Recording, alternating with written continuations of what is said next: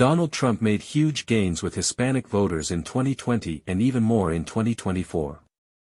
But will they stay loyal to the GOP under J.D. Vance? This was Texas in 2020, this is Texas now. This was California in 2020, this is California now. This was Florida in 2020, this is Florida now. Starr County is a 97% Hispanic county in Texas and it swung 89 points to the right since 2012. The most of any county in the country. Miami-Dade in Florida has swung 41 points going from Clinton plus 30 in 2016 to Trump plus 11 in 2024. Kamala Harris struggled with swing voters, especially over cultural issues. A post-election blueprint poll found that her focus on transgender policies, like surgeries for prisoners, hurt her more than inflation or immigration.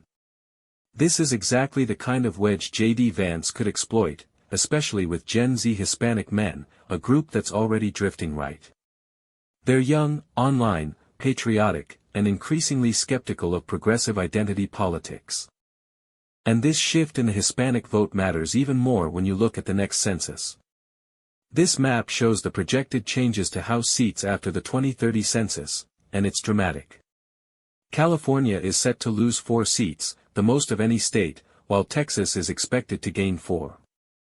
Florida picks up 3. Arizona, Georgia, and others gain as well. All these numbers are also without taking in the effect of mass deportations. California and New York could end up losing even more seats. The common thread?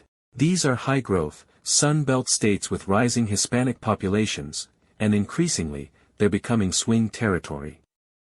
So if J.D. Vance holds the Hispanic vote in places like Texas and Florida, he's not just winning key states, he's securing more electoral votes down the line. The stakes are bigger than just 2028. These demographic shifts could lock in a realignment for a generation. Now, here's the latest from Polymarket. Gavin Newsom currently leads the pack for Democrats at 21%. But let's compare Newsom to Harris, because they're both from California, yet would land very differently with Latino voters. Newsom is a man, and that matters, especially among Gen Z and millennial Latino men who've been swinging right in recent cycles. But Newsom also carries that slick, snarky white guy energy, the kind that can rub people the wrong way, especially outside of liberal enclaves. Will Latino voters feel like he actually sees them, or just manages them?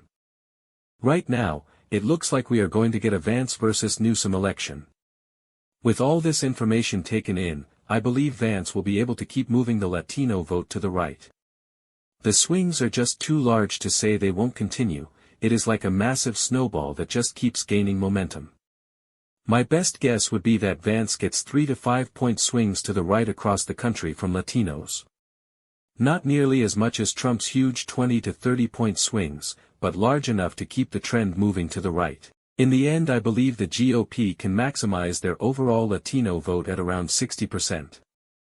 We will be watching how the Hispanic vote shifts in the midterms. Subscribe for more political breakdowns, right here on Election Zone.